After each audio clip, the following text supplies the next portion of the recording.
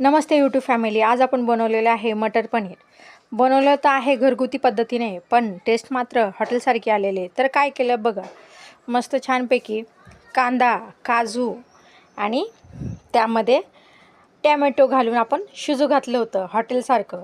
त्यानंतर बाकीचं वाटणमध्ये फक्त अद्रक, लसूण, कोथिंबीर आणि मस्त हे सगळं काही आपण वाटून घेतलं आणि छानपैकी फ्रोझन मटर आणि पनीरला चांगलं मस्त ते पण काढून घेतलं होतं. मग काय पातेल्यामध्ये तेल टाकले, एक तेजपत्ता टाकला, मग आपला मसाला त्यामध्ये टाकून दिला.